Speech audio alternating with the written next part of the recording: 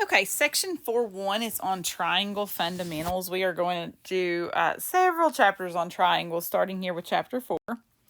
The first thing that we're going to talk about is naming triangles. When we name triangles, we name them by using the vertices. So here we have, and sorry, it kind of ran into the top there, triangle ABC.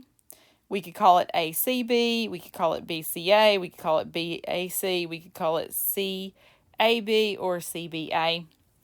The symbol in front looks like a little triangle because it's the triangle symbol. The other thing is we can start at any vertex and kind of just go counterclockwise or clockwise.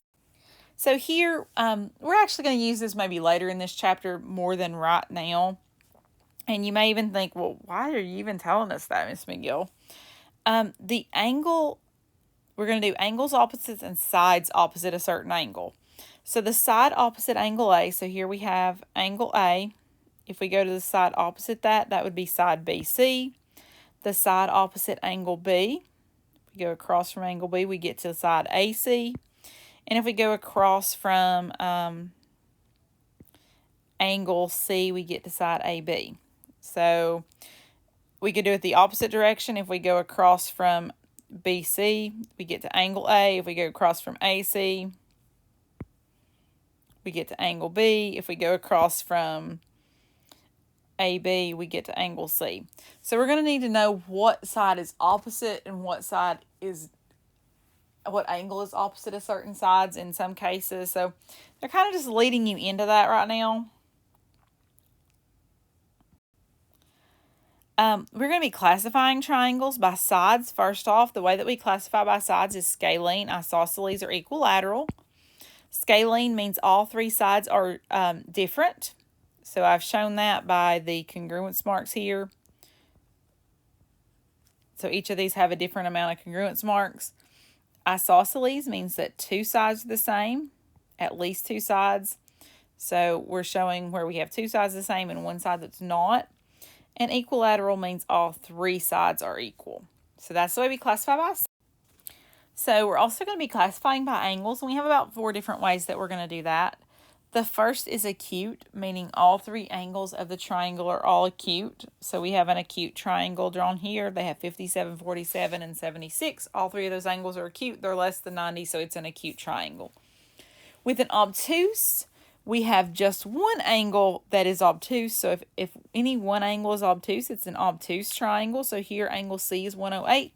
So it's bigger than 90, less than 180, so it is an obtuse triangle. It could be a right triangle where one of the angles is 90. Like we see here, angle B is 90, so this is a right triangle.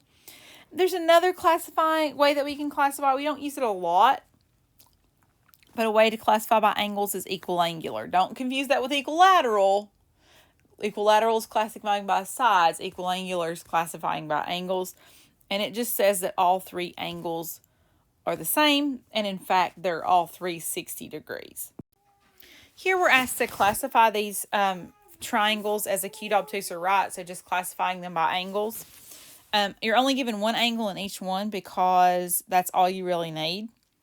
I think the others, it's very clear that these angles that I'm putting dots on, they're all acute. So as long as you know one of them is, the third one, then you know any of them. Here we have 95. 95 is bigger than 90, but less than 180, so it is an obtuse triangle. The middle one here, 88, is less than 90. That means all 3 are acute. We already said that the other is acute. And then we have a symbol for a right angle here, so this would be a right triangle. Okay, this one is a little more challenging just because you're looking for all the things here. Number 4, we want to find the right triangles. There are 2 of them. This one, I'm going to call triangle EDC. As long as I have those 3 letters, ED and C, it doesn't matter what order. And this big one here, I see the right angle symbol in it, so I'm going to call it triangle ABC. If I'm looking at obtuse, I think there are 2 obtuse triangles in this picture. Here we know angle D in triangle BCD is obtuse because it's greater than 90 because we see that right angle and it's bigger than that. And also we have this one, BEG, because angle E is obtuse. Scalene, remember, means all the sides are different lengths. So if we're looking for a scalene triangle, let me see.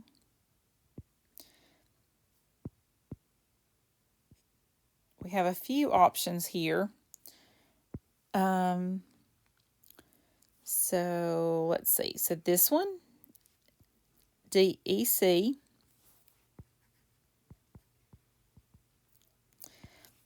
I know that ED and DC are not the same length, and EC looks longer.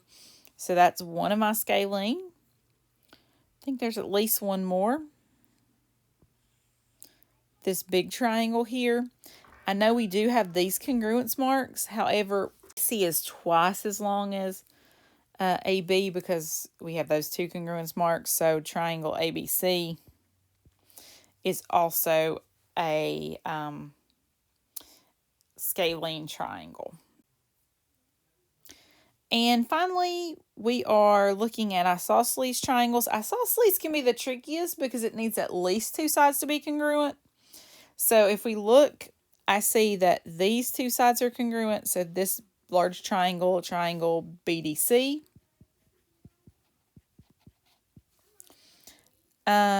We see these two sides are congruent in BED, so triangle BED.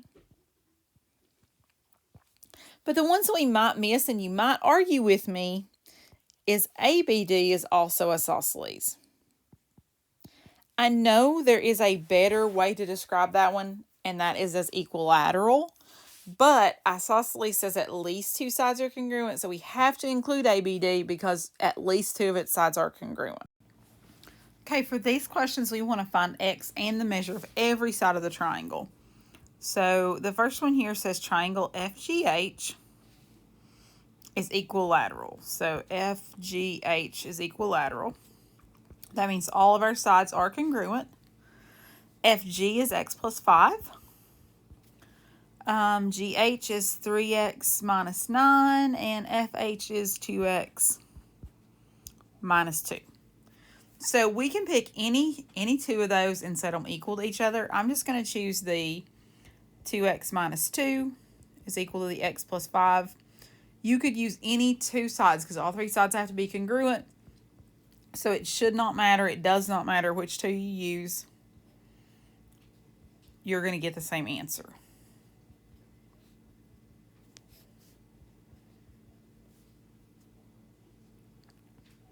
So we get x is equal to 7. So that's our first answer. It also wanted us to find the length of each side. So FG is x plus 5, which means 7 plus 5. So FG is 11. Just kidding, 12.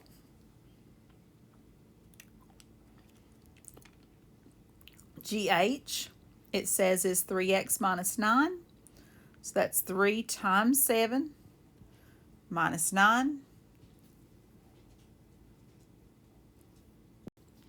And again, that is 12. So FG is 12, GH is 12. We have one more side left to go, and that is FH. FH is 2x minus 2, so that's 2 times 7 minus 2. That's also 12. So we expected all those to be the same because it was equilateral, so we expected all three sides to be the same, but it's nice that we checked. Number 9, it gives us that LMN is an isosceles triangle, and it tells us angle L is the vertex angle, and it hasn't really told us what that means. We're going to have a section later where we're going to use that and know what that means, but the vertex angle just means it's across from the side that's not congruent to the other two sides. So that means MN is the side that's not necessarily congruent to the other two. So LM is 3x minus 2. And LN is 2x plus 1.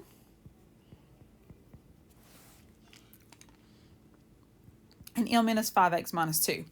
It does this time matter which two we set equal. We have to set the two equal that should be congruent. So the 3x minus 2 is equal to 2x plus 1. We're just going to solve that.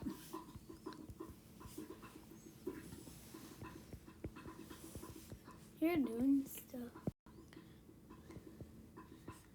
And we get x is equal to 3.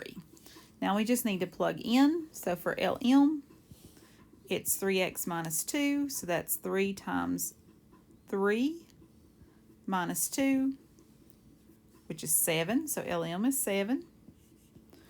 For LN is 2x plus 1. So that's 2 times 3 plus 1, which is also 7. And we expected that because those were our two congruent sides. And then for MN, we have 5x minus 2. So that's 5 times 3 minus 2. That gives us 13. And we expected that might not be congruent to the other two. Okay, 10 and 11 ask us to classify each of the triangles by sides, and it gives us ordered pairs. So we're going to have to find the length of each side.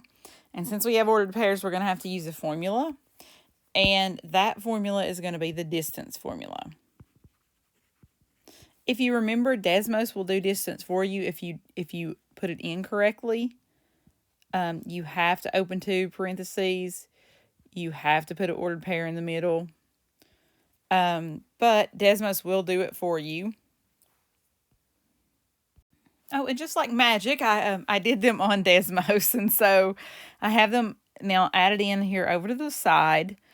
The first one, we have these 3 numbers that you can see here as our answers. If we notice, these two are exactly the same. So that would mean this is isosceles. On the next one, these 3 are all 3 different. So that would mean that this one is scalene. We have a few more theorems that I bet you remembered. That you remember from maybe 8th grade, that the sum of the interior angles in a triangle is 180. So if we add up all the angles in a triangle, we get 180. And the third angle theorem says if 2 angles in one triangle are congruent to 2 angles in another triangle, then the third angle is automatically congruent. From those theorems, we have some corollaries, and corollaries are just little theorems that are usually based off a bigger theorem. Corollary 1 says each angle is in an equal angular triangle is 60. We'd already kind of talked about that. Well, if they all 3 have to add up to 180 and all 3 of them have to be the same, then 180 divided by 3 is 60. Corollary 2 says acute angles in a right triangle are complementary. Okay, well, if one angle is 90 and they all have to add up to 180, then the other 2 also have to be 90. So adding up to 90 means you're complementary, so yes.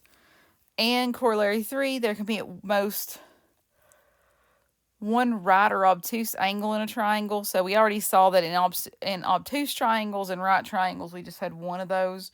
Because if not, then you would be more than 180. If you had 2, let's say 2 right angles, you would have 90 plus 90, and then there's no way to have a third angle if they have to add up to 180. The exterior angle theorem says that an exterior angle, which is formed by extending one of the sides of the triangle, is equal to the sum of the 2 remote interior angles. So angle ACD here would be equal to angle A plus angle B. So we have an example that we get to try. It wants us to find angle A. So we're trying to find this angle. We know that we can add the 2 remote interior angles, so x plus 80. And that's going to equal 3x minus 22. You're just going to solve that however you would like.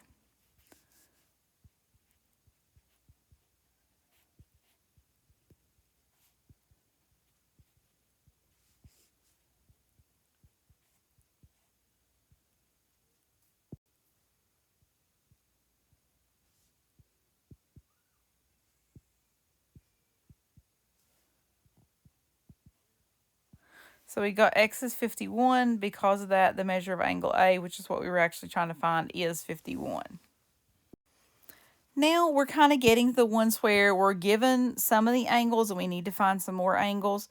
Oftentimes I try to find like all the angles that I can, even if they're not numbered angles, because sometimes that'll lead you to the answers. So the first thing I always start by trying to do is finding the third angle in a triangle.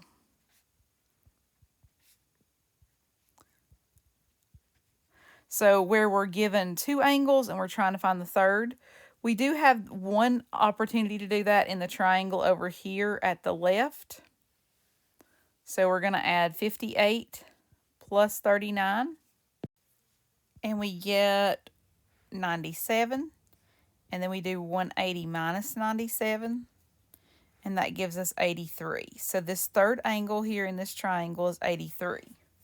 I don't have any more third angles that I can find. So the next thing I'm going to look for is linear pairs. Sorry, not linear pairs. I want to do vertical angles first. So I do have a vertical angle here. Angle 2 is vertical to the one I just found. So it is 83. The third thing I look for is linear pairs. There's no more vertical angles, so I can look for linear pairs. So angle 1 and angle 2 make up a straight line, so they are on a linear pair. So if we do 180 minus 83, that gives us 97, so angle 1 is 97.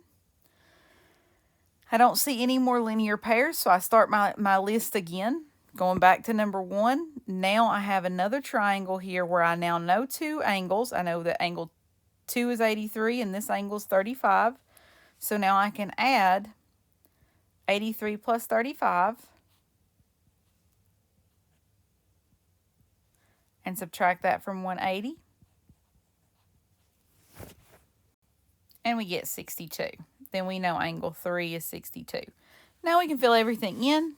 Angle 1 we found to be 97. Angle 2 was 83. And finally, angle 3 is 62. This is kind of the process we're using every time. Do you have to go in that order? No. I just find it's the easiest if you're having issues. They can get a little more complicated, like this one. We're still going to do those three things. So third angle in a triangle, then vertical angles,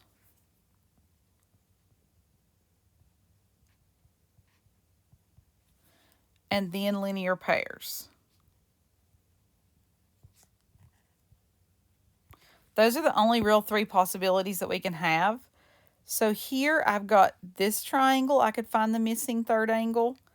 I've got this triangle, I could find the missing third angle. And those are the only two that I have right now. That I already have two angles in the triangle and I just don't know the third one. So I'm going to add 36 plus 68, which gives us 104, and then 180 minus 104 is 76. And then I'm going to find this one doing 65 plus 82, which is 147. And then 180 minus 147 gives us 33. So this missing angle here is 33. I don't have any more where I already know two of the angles in a triangle. So I'm going to move on to vertical angles and see if I have any vertical angles. I do see at least two sets of vertical angles. One is numbered, so angle 3 we know is 65 because it's across from that angle. Here, even though we don't have a number on this one, this angle is 36 and it's going to help us find angle 2. That's why it's really important to try to find just all the angles if you can, because that way you're going to find some that maybe you don't need, but a lot you are going to need moving forward. Okay?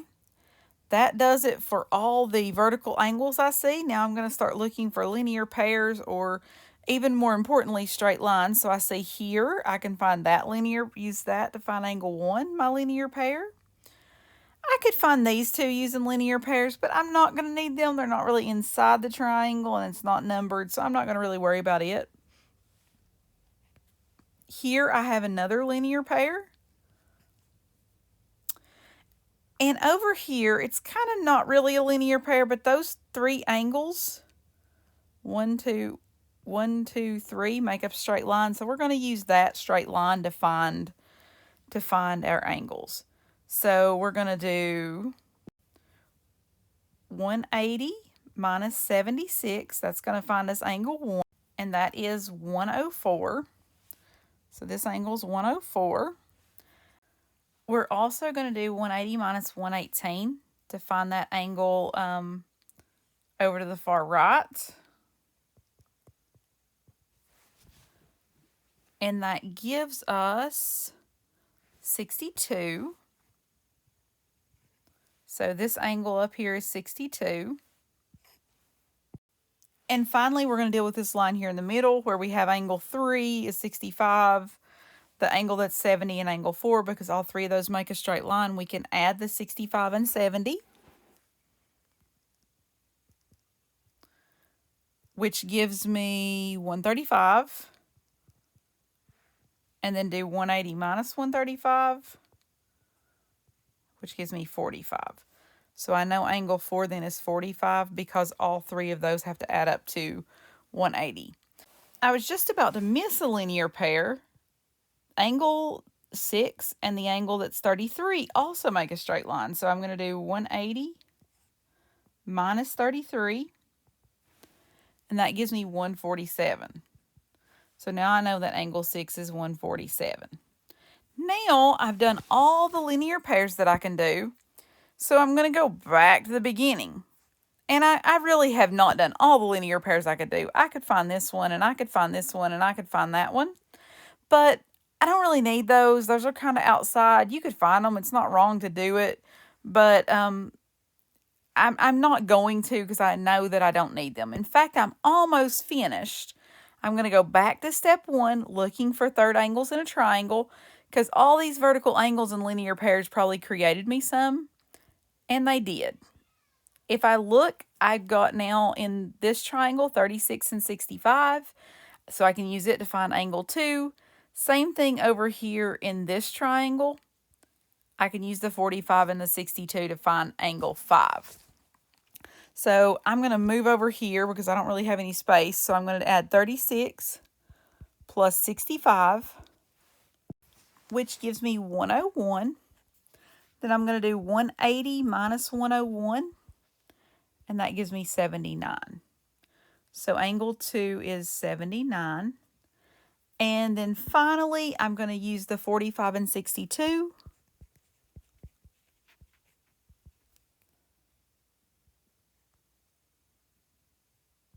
to get 107. I'm going to do 180 minus 107, which gives me 73. Okay, and from there, I've got everything I need. All I need to do is fill in my answers. So angle 1, if I can find it now, is 104. Angle 2 is 79. Angle 4 is 45. Angle 5 is 73. Angle 3 was 65. And angle 6 was 147. You definitely do not have to do these in the order I did them. It's just if you're struggling, then do them step by step by step and keep circling back, and you'll get everything you need. Okay, our last two examples, we want to find the measure of each angle. If angle BAD and BDC are right angles, and they've already got this right angle symbol on there, and it says the measure of angle ABC, so ABC, this angle, the whole thing is 84. So what I'm going to first do is I'm going to find angle 1. using that I already have two angles in this triangle. So I can do 90 plus 64.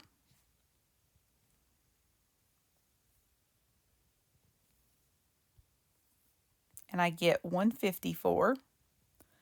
And then 180 minus 154 gives us 26.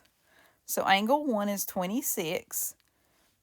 In order to find angle ABD, I can do 84 minus 26, because I know the big angle is 84 and one smaller part is 26, and that gives me 58. So I know this angle is 58. Now I can use this triangle, triangle ABD. I have one of the angles is 90 plus the other angle is 58. Gives me 148, and then 180 minus 148 is 32. So angle 2 is 32. So angle 1 was 26, angle 2 was 32. Some of you may be saying, but, well, I could have just done 90 minus 64 to find the 26. You could have. And you can do 90 minus 58 to find the 32, because we know in a right triangle, the two angles that aren't right have to be complementary, so they have to add up to 90. I just use the 180 because it works the most often.